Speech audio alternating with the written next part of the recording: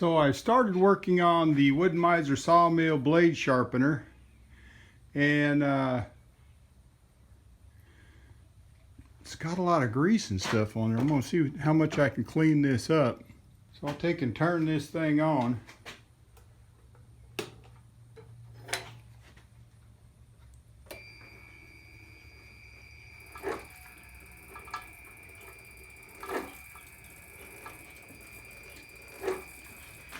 It's a lot of oil. I cleaned, I think, what was a bird nest out of here, but I'm going to go ahead and I got a wire brush, a nylon bristle brush. I'll clean this up and then see if we can get this thing to work a little bit smoother. Okay, this is how far I have this taken apart. I guess back in the days, when they used the lubrication, it was just water. And these are Allen head bolts, and I was afraid of breaking those, so I didn't take them off. I'm going to take a wire brush, wire wheel, clean all of this up, and then everything else. Thinking about painting it as well before I put it all back together. But where the blade sat, so the blade would lay right in here, there's an adjustment on the bottom, and then there's a slot right here. So I guess you could move this in and out to where you hit the right angle with the grinding wheel. And then this was the opposing plate that fits together.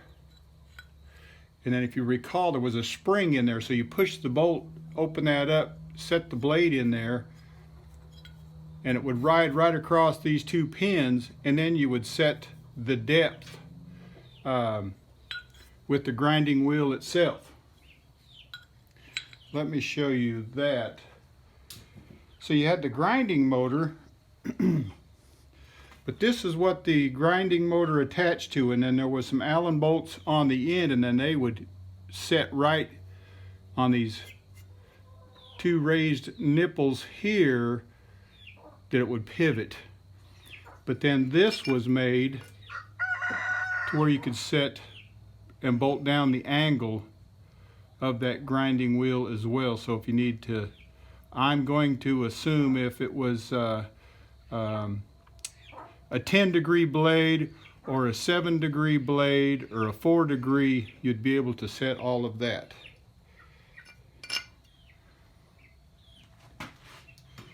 Then the motor, all of this unplugs from the control box that sit underneath the water pan. But here's the motor, and right in here are the Allen bolt with the heads on there. I'm not sure if this was supposed to have a switch on it or not, but what I'll do is probably buy another switch with the nut that will hold that up into place. But I think I'll sand this down, paint all of the metal brackets as well. Here's the old grinding wheel that came with it. We'll go ahead and try to continue to use that grinding wheel. At one time, these 3 bars would unscrew, and I'll see if I can get them to unscrew. And then we had at the very end, at each end of these rods, it would help support the saw blade, and I'm sure you've seen some videos on that. And then I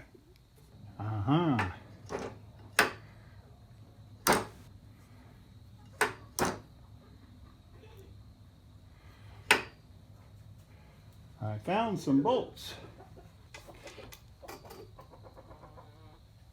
hopefully without breaking anything. I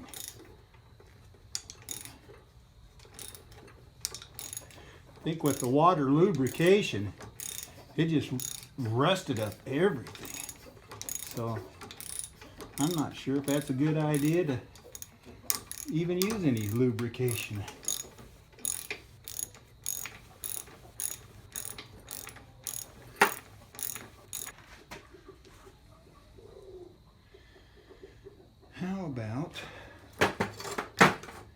some pliers.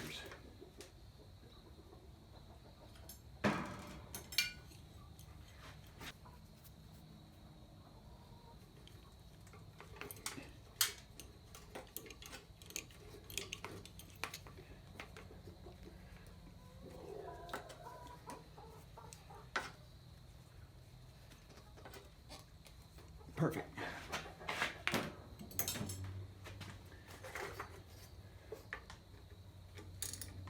Awesome.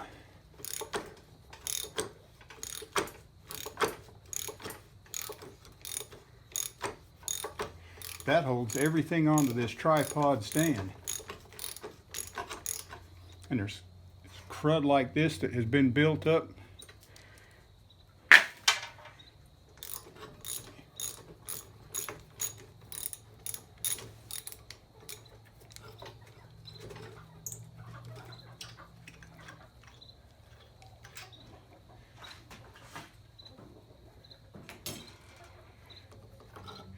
That'll come off, and that'll just hang there. Alrighty. So stick with me and we'll continue this video. So I have decided I'm going to strip this thing down and put a new paint job on it too. So I need to take off this power supply right here, and I'll take all this stuff off of here, take it outside and repaint it. The legs were falling off, so I drilled holes through there and put cotter pins to keep the legs from falling off, and that'll be nice. But anyway, let me get this thing out of the shop here and start getting it painted. Saturday morning, a quick update on the Wood-Mizer antique saw blade sharpener. Of course, I have it all apart and took a wire brush to it, cleaning it up and putting it back together slowly but surely. I don't quite understand. This will rotate left and right to get you the angle. So if it's a 0-degree grind or a 15-degree grind, I'll have to figure that one out. Also, it has the wet bath, and in the wet bath, it seemed like a lot of guys no longer use the wet bath. It's just a dry grind. So I'll have to play with that. And this is what the motor hooks to, and it's the head that lifts up and down. You'll see that. There's the 2 motor for the, on the right is the grinder motor. On the left is the mechanical motor that lifts the grinder up and pushes the blade along. And here are the bits and pieces that I'm cleaning up. And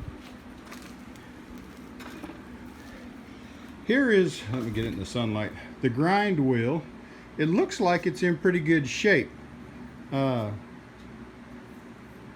Ken brought another one, and it's made by these Buckeye abrasives. It's the same kind, it's just a little bit bigger, and I've never messed with one of these to know how far you wear them down or can be worn down before you worry about replacing them. So I may just put this back on there. I need to get a grooming stone. Not sure what the angle was on this particular stone, but you can groom the edge to make it fit the blade. And of course, to the right is where all my unused blades are at, and you can tell that I've got my last one on my sawmill. There are, let's see, there was a total of 11, so there's 9 there that need sharpened. To the left is the very first blade that came with my Woodland Mills sawmill, and then I bought a 10-pack of the Lennox blades.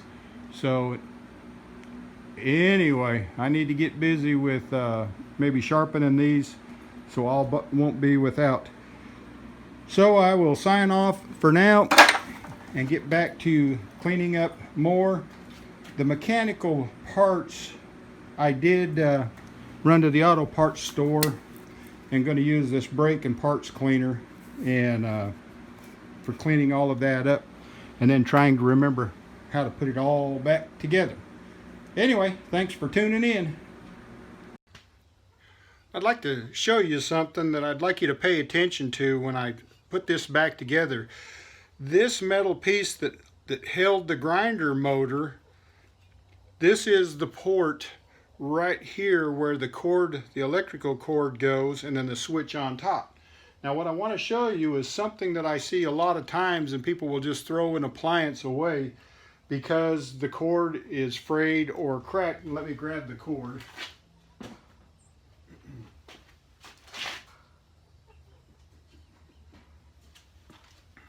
All right, so here's the end that went to the switch, and there was the plastic grommet clamp that went around this, and these things you can take apart, as you can tell by this. So if the cord is cracked or frayed, the copper wire is showing whatever, you can pull that cord out of your appliance, whatever it is, cut that piece out, and then take this plastic piece, put back on the cord, and then with a pair of pliers clamp it down and reinsert it back into the appliance body, the frame, and in this case the grinder motor bracket. And so I could take this, and I'm going to need to sit down and use the bench to put it back together. But then I can take and push that back in, and we've put this back together. Then your wires are longer, more wires to work with, and you got rid of the crack in the cable. So I'm going to put that together at this time. Okay, the cord is back in. Don't know how well it's getting dark outside. Don't know how well the lighting is right now, but the cord's back in. Now I've got additional wires to work with so I can wire my switch. What I'm going to do now is go ahead and put the electric motor back on to this bracket before I wire everything else in. So, but thanks for following along. Okay, it is Sunday afternoon after church, and it was getting dark last night. You could see that I painted this gray, put the new wheel on there, but I don't think, here's the old wheel, and let me grab a tape measure. So I went on the Wood-Mizer website trying to dig up information, and they said if the wheel, well, there you go. If the wheel is less than 4 inches diameter, don't use it any longer. So it does need to be replaced. I don't have a Grooming Stone, so I ordered one of those, so it does need the new wheel. That's not really what I want to show you. What I want to show you is, I got a piece of metal in my hand from all the wire wheel cleaning. This bracket right here, it brings this up and down. I don't know if you can see it. Yeah, you can, right here. So apparently, as it pushes forward, this will clamp down and hang onto the blade, and then it will release it. Well, the other as they changed how they made these things work and everything else, I don't see this feature on anything else. So it's just a clamp of this holding the blade, and this pushing it forward would set the where the tooth lands, and then there's the other adjustment, how far it goes down, and it's the bolt up here allows it the depth of the grind, and that's taking it through the gullet. So the bolt here adjusts for how deep the grinder blade goes, and then this is the grinding of the tooth will set that. So where the tooth would stop and then this would automatically come down. Anyway, I'm saying all of that to say this. I am going to take this piece right here totally off of this machine and see if we can get away with just that. Okay, to better show, I just removed that bracket that was in there. That was this here. Like I said, it would take and flip down and hold the blade somehow. I had not tried it, but less moving parts is better, right? I put the old grinding wheel back on there. I'll adjust this back down so we can get a full show of motion. And what did I do with my tools? Okay. So let's move that back down to where it was at when I first received this grinder. Sawmill blade sharpener. Let's see here.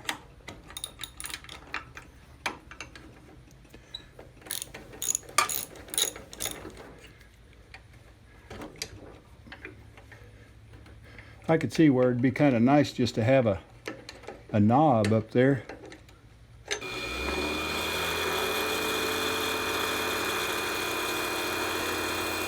Alright, so I need to adjust. Let's turn the grinder off. A sawmill blade up in here and then adjust it where I need it.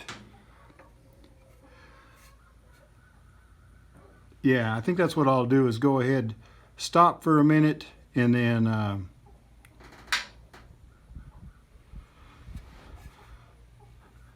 put a blade in here and then show you some more with that, what I end up getting into. Okay, let's pause again.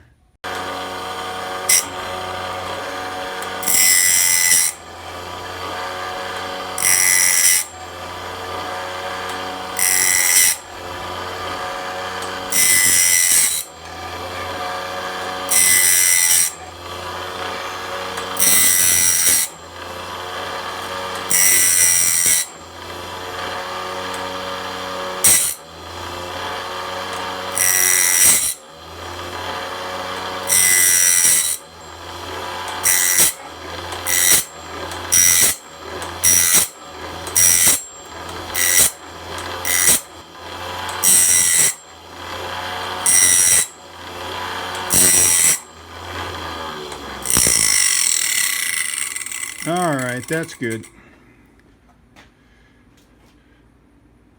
So me learning all about this, as it goes in, keep in mind it has already ground the face of the tooth. So if you send it through a second time, it is because the distance is judged by this push rod here at the end of it, you're just going to continue grinding the face off. So it looks like, in my opinion, you want to make sure that you stop that when it gets done. You really can't see it, and I don't know if it works, but this little sensor right here, they say if you put a magnet on the inside of the blade here, and when it comes through, it will take and shut this off. So I think I'll have to go find a magnet and try that. I've got a magnet right here. I'll take this blade off and we'll see if that thing works. Okay, I've got this magnet. It was a magnet mount antenna for my 2-meter radio. Let's try it.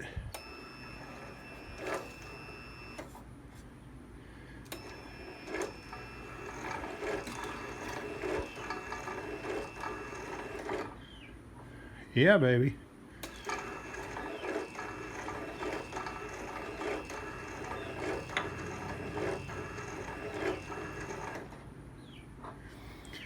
So I need to get something. It could be just about that thick. We get one of them little super magnets, and that'll turn off the system. Turn this off. Turn this off. All right. come 2 days from now, I'll have the Grooming Stone to groom the new wheel. We'll put it on there and do an actual setup together. I'll learn, you'll learn, and we'll have a good time doing it. Thanks for watching up to this point.